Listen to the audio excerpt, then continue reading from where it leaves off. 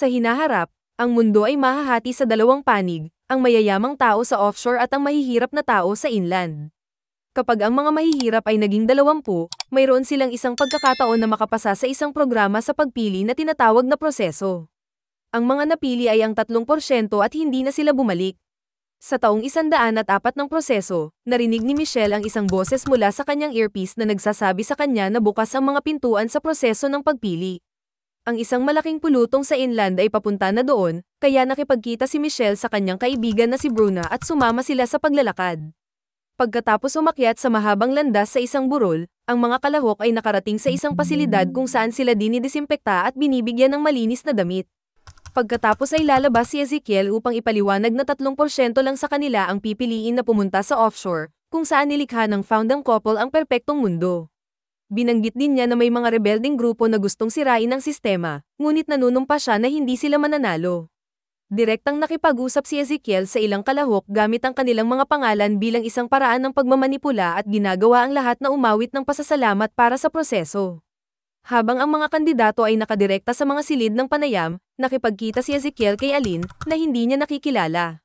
Ipinaliwanag niya na siya ay ipinadala upang gumawa ng isang regular na pagsusuri ng proseso, na isang huling minutong desisyon. Pagkatapos suriin ang kanyang pagkakakilanlan, nagreklamo siya kay council member na si Nair, na nagpapaalala sa kanya na ang proseso ngayong taon ay mas mahalaga kaysa karaniwan dahil, sa unang pagkakataon sa loob ng 100 taon, may pinaslang sa offshore. Dahil pinili ni Ezekiel kung sino ang maninirahan doon, sinisisi siya ng komunidad sa pagpapadala ng isang mamamatay tao at gustong palitan siya ng ibang miyembro ng konseho. Nang matapos ang tawag, isinubsob ni Ezekiel ang kanyang ulo sa tubig hanggang sa hindi na niya kinaya. Ang mga kalahok ay tinatanong ng lahat ng uri ng mga katanungan. Ang ilan ay mga bugtong upang subukan ang katalinuhan, ang iba ay mas personal na mga tanong tungkol sa mga bagay tulad ng kanilang mga gawi sa kalinisan o kanilang mga personal na paniniwala. Ang isang batang babae ay masyadong kinakabahan at halos hindi makapaglagay ng 2 salita, kaya siya ay naalis sa lugar. Ang isang batang lalaki ay nagbibigay ng maraming kumpiyansa na mga sagot, ngunit ang tagapanayam na si Denise ay maaaring sabihin na ang lahat ng ito ay kabisado ng mga bagay na walang aktwal na personalidad o pagka-orihinal at pinalayas din ang bata. Masyadong nagprotesta ang lalaki kaya kailangan niyang hilahin palabas ng puwersa. Tinanong si Michelle kung may kilala siyang nakalusot sa proseso at sinasagot ang kanyang kasintahan, na nagmumura na ayaw niyang pumasa dahil lamang sa kanya. Gayunpaman, isinusuot pa rin niya ang kwintas na ibinigay nito sa kanya, kaya ang tagapanayam ay naglakas loob sa kanya na hubarin ito upang patunayan na gusto niyang pumunta sa offshore para sa kanyang sarili. Pagkatapos niyang gawin iyon, sinabi sa kanya ng lalaki na ginawa niya ang tama dahil ang profile ng kanyang kasintahan ay nagsasabing patay na siya. Bumalik kay Ezekiel, tinawag siya ni Cassia dahil nahuli nila ang isang miyembro ng rebelding grupo na kilala bilang The Cause. Pinahihirapan ng lalaki para sa impormasyon at ibinunyag niyang isa sa mga napiling kalahok ay bahagi ng kanyang grupo, ngunit hindi niya sinabi kung kanino. Habang ang mga naaprobahang kandidato ay lumipat sa susunod na yugto, ang galit na natalo ay tumalon mula sa isang balkonahe upang tapusin ang bagay sa kanyang mga kamay. Agad na kinuha ng mga manggagawa sa pasilidad ang bangkay at sinabihan ng napiling grupo na huwag mag-alala. Susunod, ang lahat ng mga kandidato ay iniskan upang suriin ang kanilang pagpaparehistro.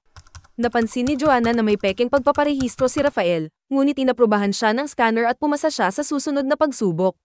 Ang mga kandidato ay binibigyan ng isang tumpok na mga blok at 3 minuto upang tipunin ang pinakamaraming cube hanggat maaari. Inaasahan nila na hindi bababa sa 9 at mas kaunti ang magreresulta sa pag-aalis. Kapag nagsimula ang pagsusulit, maraming kalahok ang kumukuha lang ng ilang piraso para sa kanilang sarili, ngunit napansin ni Michelle na nahihirapan si Fernando na abutin ito dahil sa kanyang wheelchair, kaya hinila niya ang mga blok para sa kanya. Mabilis na bumubuo ang lahat, gayunpaman, maraming tao ang nagsisimulang magpanik kapag malapit nang maubos ang oras. Si Rafael ay mayroon lamang 8, kaya ninakaw niya ang isa sa kanyang kapitbahay, at ang lalaki ay naalis sa halip. May 8 lang din si Michelle, ngunit inayos ni Fernando ang kanyang 8 cube sa isang mas malaking cube para maging 9, kaya pumasa siya. Pumapasa din si Joanna dahil nakabuo siya ng 11. Sa lunch break, hinuhusgahan ng lahat si Rafael sa pagiging manloloko. Nagsimula siyang magsalita at lumapit sa isang malaking lalaki para inisin siya, dahilan para simulan siyang bugbugin ng lalaki. Hindi nagtagal, sumama sa pambubugbog ang ibang mga kandidato, ngunit masama ang pakiramdam ni Marco at pinatigil sila. Matapos bumangon si Rafael, Itinuro ni Joanna na kinuha niya ang pambubugbog upang makakuha ng simpatsya at humiling ng isang alyansa, na sinasabi na kung ipagkanulo niya siya, ibubunyag niya na peke ang kanyang pagpaparehistro. Pansamantala, nakipagkita si Ezekiel kay Denise. Hindi niya siya sinisisi sa pagkamatay ng kandidato, ngunit itinulak pa rin niya ang kanyang ulo sa isang mangkok ng tubig, hindi pinapansin ang mga protesta ni Aline. Kapag inilabas niya siya, ipinaliwanag niya na ginagawa niya iyon sa kanyang sarili bilang paalala na ang ginagawa nila ay buhay at kamatayan. Umalis si Denise pagkatapos sabihin na naiintindihan niya, bumalik lang sandali para pasalamatan si Ezekiel sa lahat. Sa sandaling iyon, sinabi ni Cassia kay Ezekiel na mayroon silang lead. Sina Michelle at Bruna ay kinuha habang nanananghalian at dinala kay Cassia. Tinakpan niya ang kanilang mga mata ng isang itim na substance at dinala sila sa isang silid, kung saan inalis niya ang substance at sinabi sa kanila ang tungkol sa espiya. Sinasabi ng kanilang intel na ang espiya na ito ay nakatira sa parehong blok ng mga batang babae, ibig sabihin ay isa sa kanila ang rebelde. Inamin ng mga babae na hindi sila iyon, kaya binigyan sila ni Cassia ng 3 minuto para aminin ito kung hindi ay tatapusin niya sila. Pagkaalis ni Cassia sa kwarto, nagtalo ang mga babae dahil pareho silang nanunumpan na hindi sila rebelde. Sa huli, pumayag silang atakihin si Cassia para makatakas. Pagkatapos ay sinimula ni Michelle na alalahanin ang lahat ng pagsasanay na natanggap niya kasama ang mga rebelde. Hindi siya nagkaroon ng kasintahan, ang kwintas ay naging random prop para sa isang makeup story na maaaring makakuha ng kanyang simpatsya. Sumali si Michelle sa cause dahil gusto niyang maghiganti kay Ezekiel sa pagpatay sa kanyang kapatid. Pagbalik ni Cassia, inatake siya ni Bruna at agad siyang binaril. Sinubukan ni Michelle na agawin ang baril ni Cassia, ngunit dumating si Ezekiel at naunang kumuha nito. Itinulak na lang niya ang katawan ni Bruna kay Cassia, na ngayon ay naniniwala na si Bruna ang espiya. Hiniling nila kay Michelle na itago ang sikreto at pinabalik nila siya sa waiting room. Pagkatapos ay nakahanap si Michelle ng sulok para umiyak ng pribado. Susunod, ang mga kandidato ay isa sa ilalim sa isang pisikal na pagsusuri. Kapag turn na ni Fernando, na-detect ng scanner ang wheelchair at nag-alarm, kaya dinala siya. Sa isang lab, kinumpirma ng isang doktor na wala siyang maramdaman sa kanyang mga binti at nag-inject ng berdeng substance sa isang nabugbog na bahagi sa kanyang likod. Lumilitaw ang isang liwanag sa loob ng ilang segundo at pagkatapos makaramdam ng pananakit sa kanyang likod, nagulat si Fernando nang muling maramdaman ang kanyang mga binti. Ipinaliwanag ng doktor na ito ay tatagal lamang ng ilang minuto at upang makuha ang buong paggamot kailangan niyang ipasa ang proseso. Bumalik si Fernando sa kanyang upuan at sumama sa mga kandidatong pupunta sa kanilang susunod na pagsusulit. Ang kwarto ay parang isang bahay na naglalaman ng mga manikin sa iba't ibang posisyon. Sinabihan ng mga kalahok na pag-aralan ang eksena at alamin kung ano ang nangyari sa isang asol na manikin na lumilitaw sa pagkabalisa. Habang nagsimulang maghanap ng mga pahiwatig ang grupo ni Michelle, patuloy nilang naririnig ang mga tagapagsalita na nag-aanunsyo kung anong mga grupo ang inaalis dahil sa pagkakuha ng mali sa sagot. Napansin ni Michelle na ang mga manikin ay may mga gallows sa bakuna, ibig sabihin, sila ay mula sa offshore. Pagkatapos ng maraming obserbasyon, ibinahagi ni Fernando ang kanyang teorya, nag-imbita ang babaeng punong abala sa ilang mga kaibigan para sa hapunan dahil gusto niyang lasunin ang babaeng karelasyon ng kanyang asawa. Ipinagmamalaki ni Fernando ang kanyang mga conclusion at nais niyang pindutin ang pindutan upang makipag-ugnayan sa tagasuri, ngunit pinigilan siya ni Rafael na sinabing mali ang solusyon dahil hindi ipapakita sa kanila ng proseso ang pangangalo niya at pagpatay na nangyayari sa offshore. Sa tingin niya ay allergic sa silver ang patay na manikin dahil lahat ay may suot na metal maliban sa kanya. Karamihan sa grupo ay naglalabas ng mga bagay na nagpapatunay sa teorya at kapag pinindot nila ang pindutan upang ibahagi ito, sinabi sa kanila na tama sila. Lahat ng tao sa grupo ni Michelle ay pumasa maliban sa isang batang lalaki na walang ginagawang tulong. Sa isa pang pahinga, dinala ni Joanna si Lucas sa banyo para magpainit sa loob ng isang stall. Hindi alam na may ibang kandidato na nakakarinig sa kanila. Samantala, napansin ni Aline si Ezekiel na umalis sa gusali. Nasa labas siya, kumukuha ng mga bagay na nakatago sa ilalim ng mga bato para magkaila. Ginagamit ni Aline ang mga security camera para tiktikan siya at nagulat na makita siya sa isang masamang lugar na nagpapanggap na pulubi. Nang sa wakas ay napagtanto niyang sinusundan siya ng mga camera, tumakbo siya palayo, na naghulog ng isang bungkos ng pagkain sa proseso. Ilang sandali pa ang mga kandidato ay hinati sa 7 grupo at ipinadala sa isa pang silid. May isang bag na may 6 na barya lamang at pagkatapos ng 15 minuto, ang mga may hawak na barya lamang ang makakalusot. Kung pagkatapos ng 15 minuto ay hindi pa nila napipili kung sino ang lalabas, ang buong grupo ay matatanggal. Agad na kumuha ng barya si Rafael at sinabing iniingatan niya ito, kaya hinawakan siya ni Marco ng napakalakas at pinilit na ihulog ito sa ilalim ng pagbabanta. Itinatago nila ang lahat ng mga barya sa bag at sinimulan ang talakayan, gayunpaman, ang pagtatalo ay nagpatuloy ng ilang sandali at hindi sila maaaring magkasundo. 5 minuto na lang ang natitira, nagpa siya silang gumuhit ng mga pangalan gamit ang scarf ni Agatha. Gumawa sila ng mga strip at kung sino ang makakakuha ng pinakamaikli ay lalabas. Si Joanna ang talo, kaya lahat ng iba ay kumukuha ng barya sa bag kapag dumaan ang examiner. Ngunit nang pumasok si Lucas, nakita niyang walang laman ang bag. Lumalabas na si Joanna ay nagtago ng isang barya at ngayon ay aalis siya kasama ang mga nanalo habang siya ay pinalayas. Pagkatapos, lahat ng mga kandidato ay naglalagay ng kanilang mga barya sa isang makina upang makatanggap ng mga inumin maliban kay Joanna, na patuloy na naaalala kung paano siya binugbog ng mga lalaki sa kanyang kapitbahayan sa mga lansangan. Pagbalik ni Ezekiel, tiningnan niya ang mga kamera para hanapin ang kanyang sarili at pinapatakbo ang facial recognition software, ngunit wala itong tugma. Pagkatapos ay isinubsob niya ang kanyang mukha sa tubig. Kalaunan ay ipinadala ni Aline ang footage kay Mateus, ang miyembro ng council na gustong magpabagsak kay Ezekiel. Inutusan niya si Aline na alamin kung ano ang tinatago ni Ezekiel. Kasabay nito, ipinaalam ni Ner kay Ezekiel na si Aline ay nagtatrabaho para kay Mateus, kaya dapat siyang mag-ingat. Para sa susunod na pagsusulit, ang mga kandidato ay tinatawag na isang grupo sa oras na iyon sa halip na ang lahat ng pagsubok ay magkasama. Ang mga naiwan sa waiting room na nanunood sa mga natanggal na kalahok ay umalis na may basang pantalon.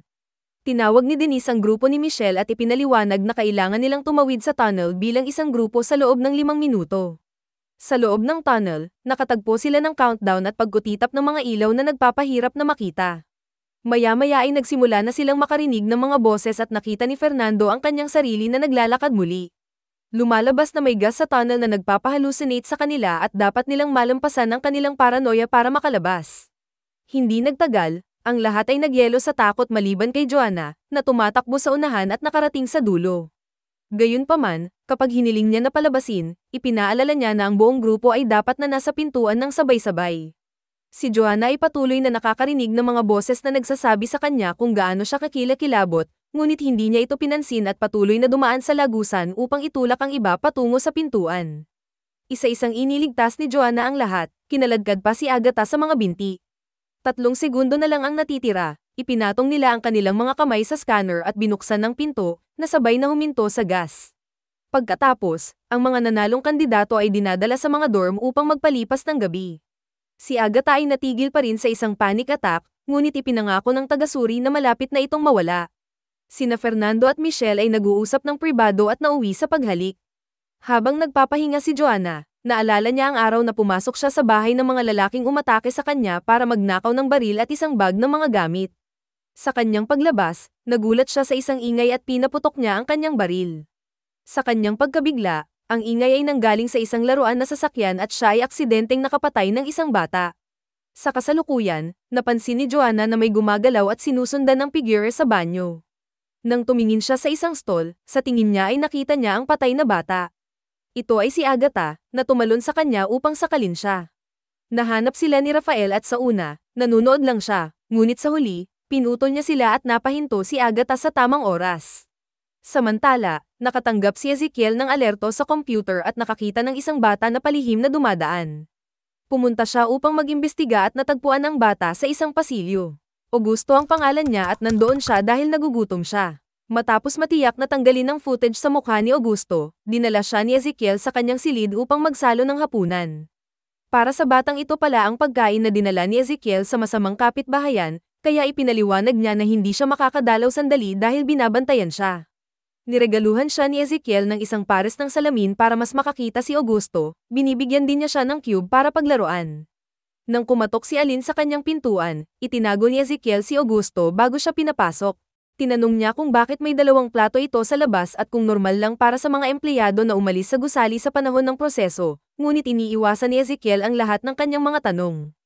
Pagkaalis niya, pinalabas ni Ezekiel si Augusto sa gusali at sinabihan siyang huwag nang babalik pa. Bumalik kay Joanna, naalala niya ang araw na hiniling niya sa isang babae na bigyan siya ng pekeng pagpaparehistro.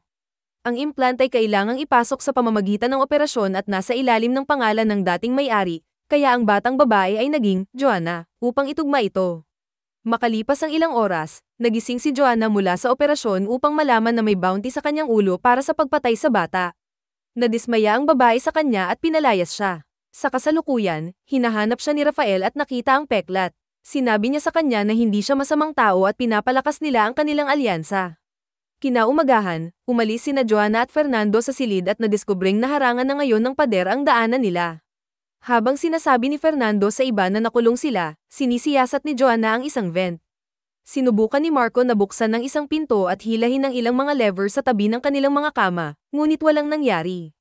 Hinahanap nila ang lugar ngunit walang empleyado o pagkain kahit saan. Natuklasan ni Marco ang isang panel sa dingding at iniisip ang tungkol sa buhay sa kanyang lumang tahanan ng pamilya, na nagpapaunawa sa kanya kung ano ang pagsubok. Tinawag niya ang iba at ipinakita sa kanila ang mga linya ng mga numero sa panel. Kailangan nilang kabisaduhin ang mga ito at dalhin sila sa kaukulang silid, kung saan hihilahin nila ang mga lever sa pamamagitan ng pagtutugma ng mga ito sa mga code. Dapat nilang i-coordinate ang kanilang mga galaw at gawin ito ng sabay-sabay para magawa ito.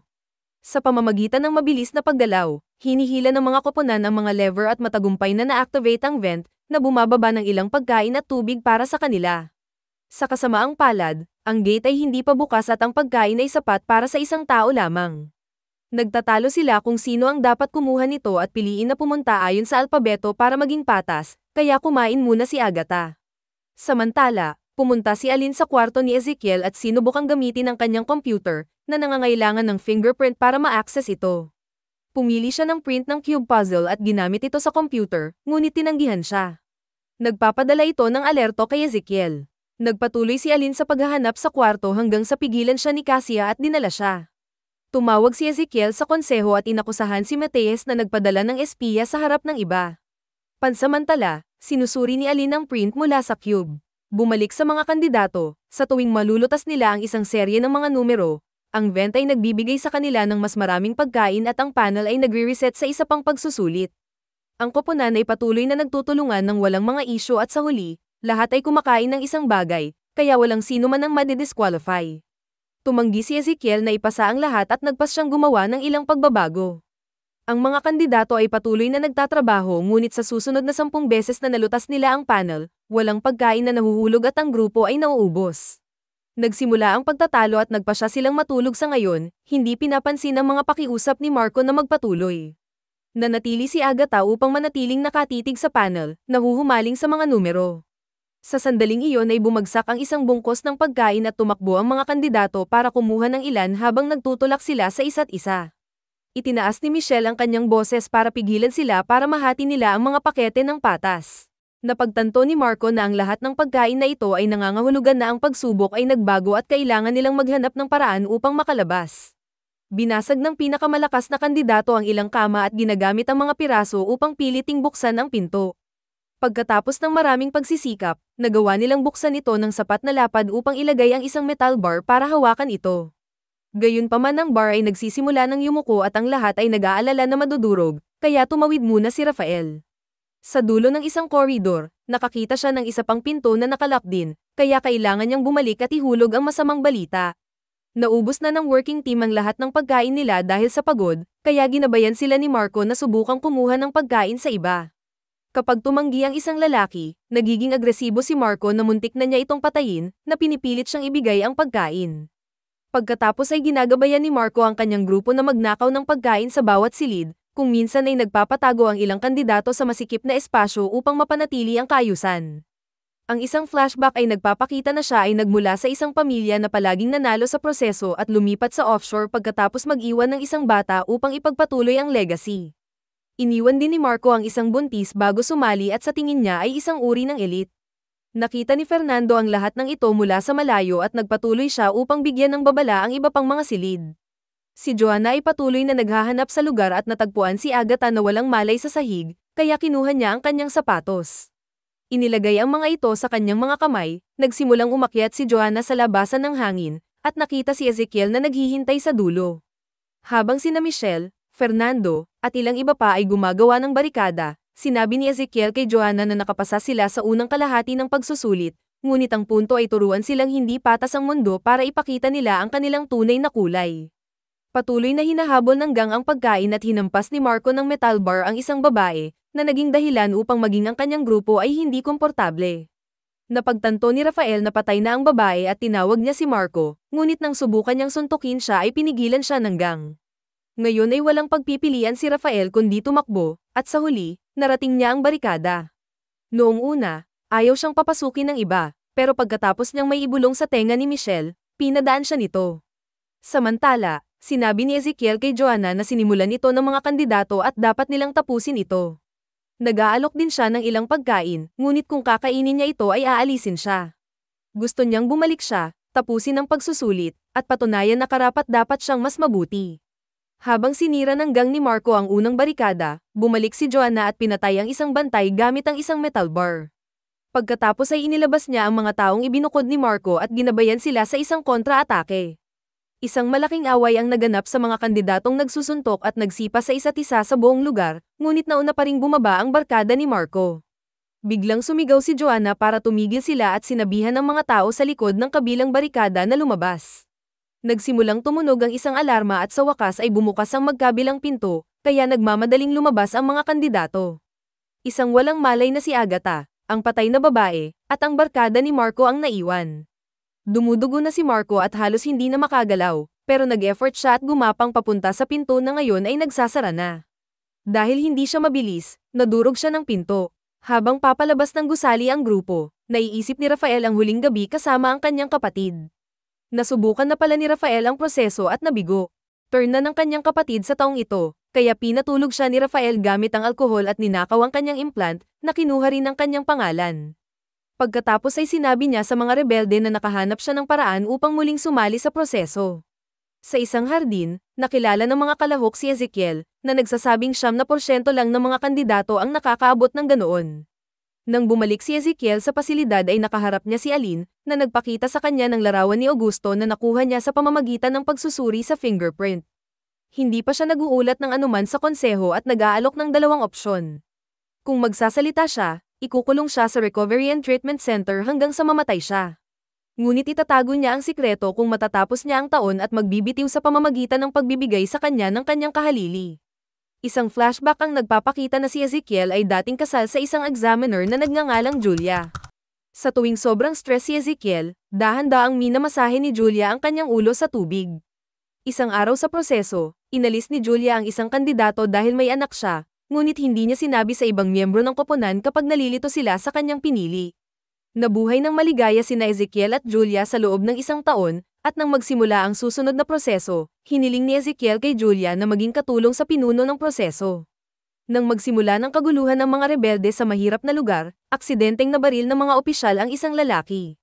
Pinanood ni Ezekiel, Julia, at Cassia ang lahat ng ito sa mga kamera, napansin ng isang bata na nakatingin sa mga opisyal mula sa malayo. Pagkaalis ni Ezekiel at Cassia, pinagmasdan ni Julia ang bata at nasiraan ng loob nang mapansin niyang si Augusto iyon. Nang maglaon ay ipinadala si Julia upang harapin ang isang kandidato na patuloy na nagrereklamo dahil hindi siya patas na natanggal, at sinabi ng dalaga kay Julia na madali para sa kanya dahil nasa kanya ang lahat. Dahil dito, sinaktan ni Julia ang kandidato, sinipa siya hanggang sa pigilan siya ng isa pang empleyado. Pagkaraan, sinabi sa kanya ni Ezekiel na ang pagtatrabaho sa proseso ay maaaring hindi para sa kanya kaya dapat siyang bumalik sa offshore, na ipinapalagay sa kanya na gusto niyang alisin siya. Iginiit ni Julia na gusto niyang manatili at walang mali sa kanya. Gayunpaman, nang mag-isa siya ay patuloy niyang tinitingnan ng screenshot ni Augusto.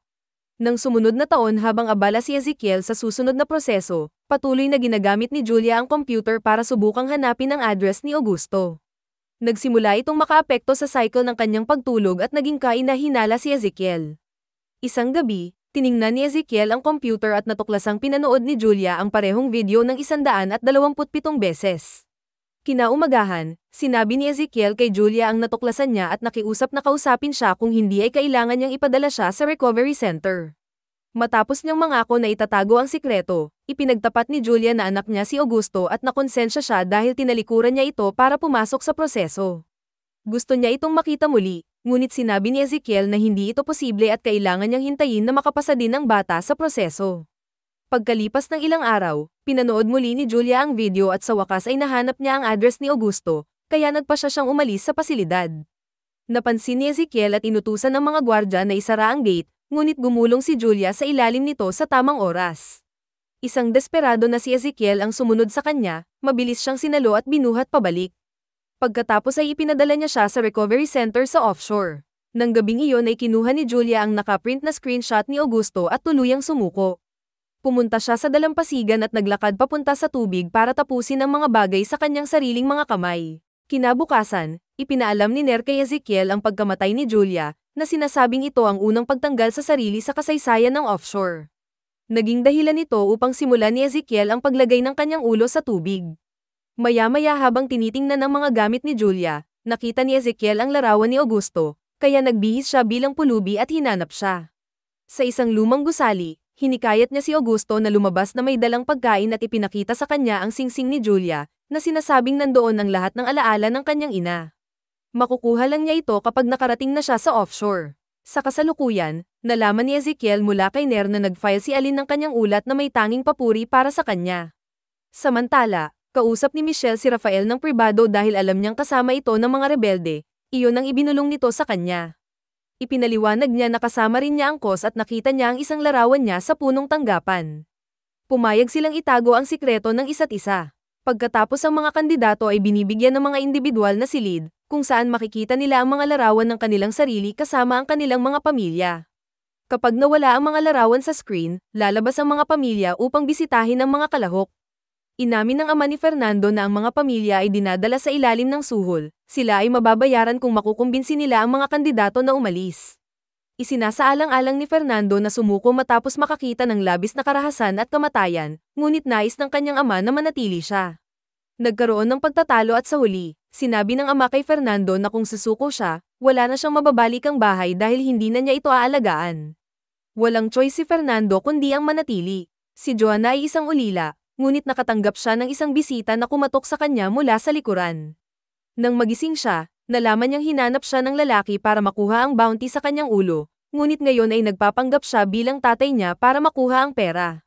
Kung hindi siya makikipagtulungan, papatayin siya nito para sa bounty. Sinabi ni Joanna na makikipaglaro siya, ngunit nang pakawalan siya ng lalaki, sinuntok niya ito at sinubukang umalis. Gayunpaman, nakalak ang pinto at naabutan siya ng lalaki, ibinaba siya para simulan siyang sakalin. Nang sabihin sa kanya ni Joanna na gawin ito dahil gusto niyang pumunta sa offshore, bumitaw ang lalaki at ipinaliwanag na siya ay ipinadala ni Ezekiel upang subukan siya. Kailangan nilang tiyakin na hindi siya sasali sa proseso para lamang makatakas mula sa mga mangangaso ng bounty, at nakapasa siya sa pagsubok. Wala ring pamilya si Michelle, kaya ipinaliwanag ng isang tagasuri na mayroon siyang 30 minuto upang pumili sa pagitan ng pera o sa proseso. Habang iniisip ang tungkol sa kanyang kapatid at kay Bruna, nagbuhos si Michelle ng isang baso ng tubig at hindi sinasadyang nabasag ang kahon na may pera. Kapag bumalik ang tagasuri, ipinaliwanag niya na ang mga barya ay hindi totoo, at ipinaalam sa kanya ni Michelle na pinili niyang manatili. Malaki ang pagtatalo ni Rafael at ng kanyang ina dahil gusto nitong kunin nito ang pera para makatulong sa pamilya, lalo na matapos ang ginawa nito sa kapatid, ngunit tumanggi ito.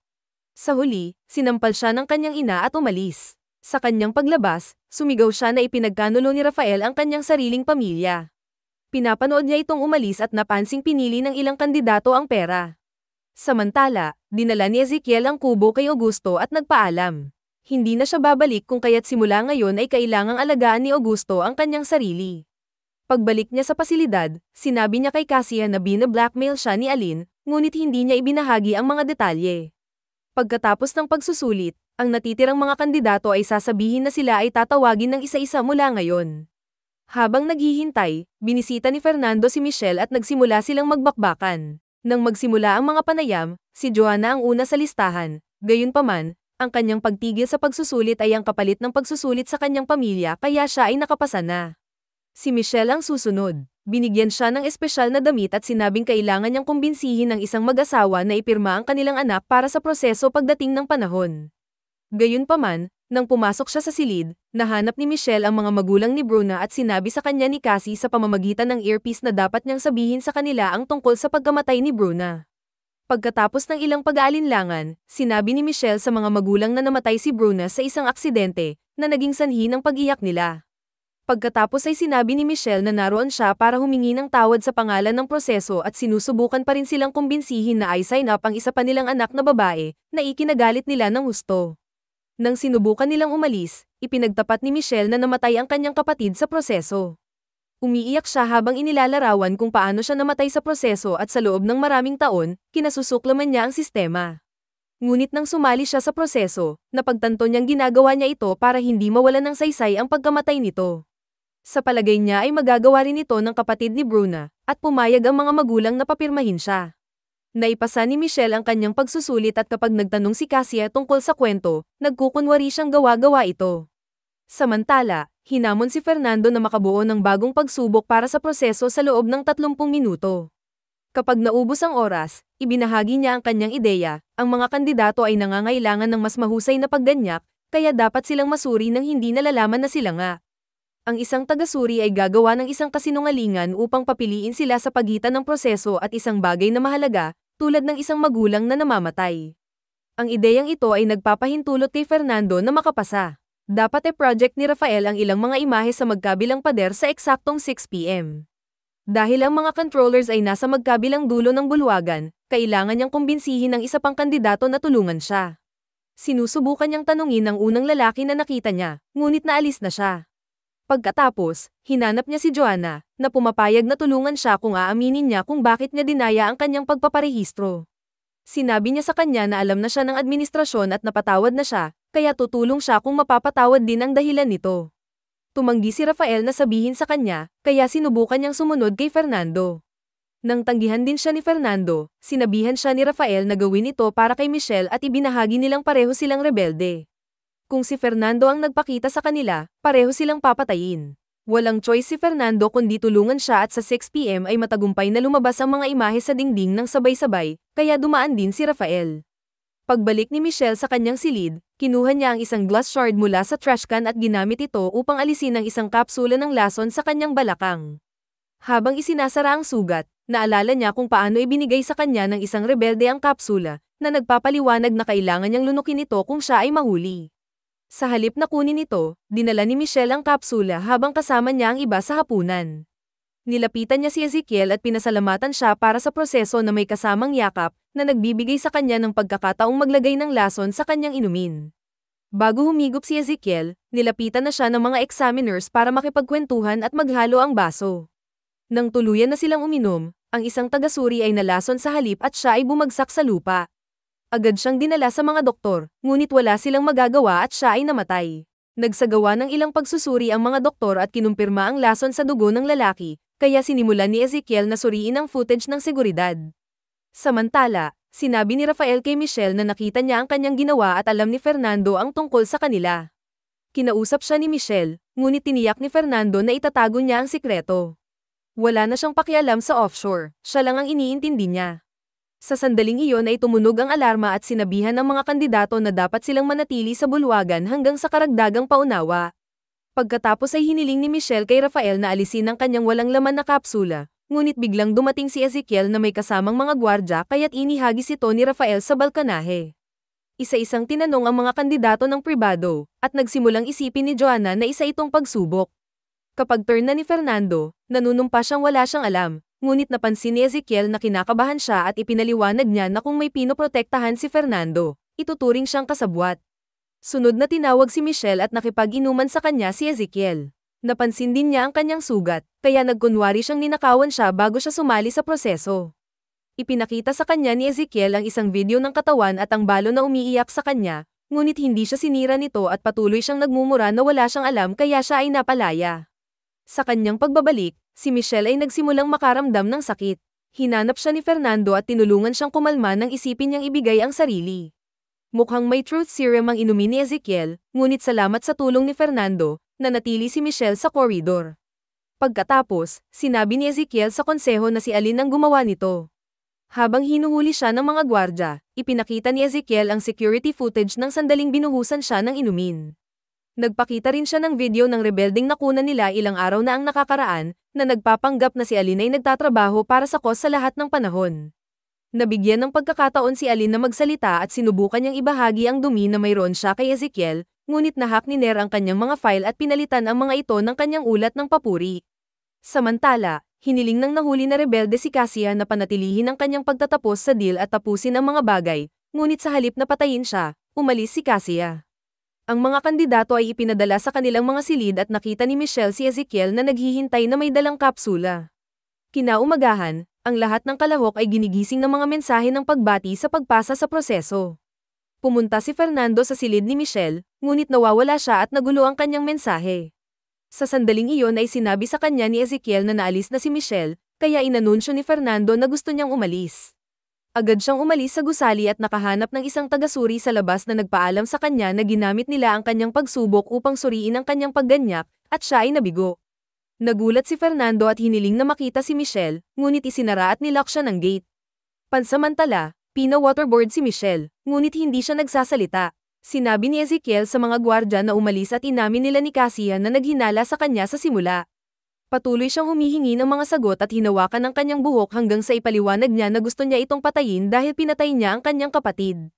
Gayunpaman, ipinakita sa kanya ni Ezekiel ang isang video na nagpapatunay na ang kanyang kapatid ay masayang nakatira sa offshore. Ipinaliwanag niya na nagsisinungaling ang mga rebelde para mang-recruit ng mga tao at alam niya ito dahil dati siya ay isa. Kung magbahagi si Michelle ng impormasyon ay hahayaan niya ito, ngunit tumanggi pa rin itong makipag-usap kaya iniwan siya nito ng higit pang mga video ng kanyang kapatid. Pagkatapos, nakipag-chat si Ezekiel kay Ner, na alam na ngayon ang tungkol kay Augusto mula sa mga file ni Aline at ipinahayag na hindi na niya susuportahan si Ezekiel. Ang mga nanalo ay ipinadala sa hardin upang dumaan sa purification, gayunpaman, dinala ni Cassie si Joanna sa isang opisina. Sa hardin, inanunsyo ni Ezekiel na ang mga kandidato ay dapat magpabakuna na mag-sterilize sa kanila. Walang mga bata sa offshore dahil ang pagmamana ay ang pinakamalaking kawalan ng katarungan na nagpapanatili sa lumang mundo. Mayroon lamang isang tunay na landas patungo sa isang nakahihigit na lipunan at iyon ang merito, na sinusuri ng proseso. Ang mga nanalo ay binibigyan ng ilang minuto upang pag-isipan ito dahil maaari pa rin nilang piliin na umalis. Pinapanood ni Rafael kung paano dumaan sa purification ng karamihan sa mga kandidato at pagkatapos ng maraming pag-aalinlangan, pumayag din siyang kumuha ng bakuna. Bumisita muli si Ezekiel kay Michelle pagkatapos niyang gumugol ng maraming oras sa panonood ng mga video ng kanyang kapatid. Sinabi niya sa kanya na dapat siyang maghiganti para sa mga aktwal na patay na tao tulad ni Bruna at ang nalason na tagasuri, na pinatay ng mga plano ng rebelde. Sa wakas ay sumuko na si Michelle at sinabi kay Ezekiel kung saan siya dapat makipagkita sa kanyang rebeldeng handler kung maalis siya. Hindi nagtagal, isang grupo ng mga gwardya ang nagpakita sa kapitbahayan ni Michelle at inaresto ang kanyang handler.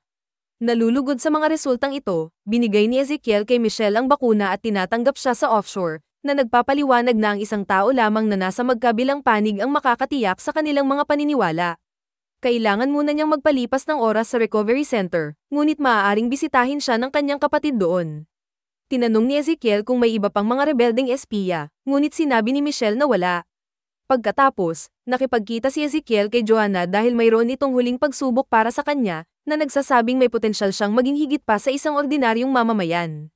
Ipinakita niya sa kanya ang isang live na feed ng lalaking umatake sa kanya bago siya pumasok sa proseso at binibigyan siya ng pagkakataong patayin siya sa pamamagitan lamang ng pagpindot sa isang button. Muntik na itong gawin ni Joanna ngunit pinigilan niya ang sarili sa huling segundo, sinabing hindi siya mamamatay. Nang tawagin siya ni Ezekiel na mahina, natatawa si Joanna at sinabing siya ang mahina dahil nawala ang lahat ng pagkatao niya. Pagkatapos ay umalis si Joanna sa gusali at hinanap si Fernando. Sinabi niya sa kanya na hindi sasama si Michelle kaya pumayag siyang umalis kasama niya. Bumalik sila sa dati nilang kapitbahayan at nakita ni Fernando ang kanyang ama ngunit umalis nang hindi nakikipag-usap sa kanya. Sa pasilidad, patuloy na iniisip ni Ezekiel ang lahat ng pagkamatay at ibinato ang isang bote sa mangkok ng tubig bago hayaang mahulog ang alak sa kanyang ulo. Sumama si Michelle sa iba pang mga nanalo at hindi nagtagal ay nakarating sila sa offshore. Mag-subscribe para sa higit pang mga video na tulad nito, i-on ang notification, at mag-iwan ng like para matulungan ang aming channel. Salamat sa panunood.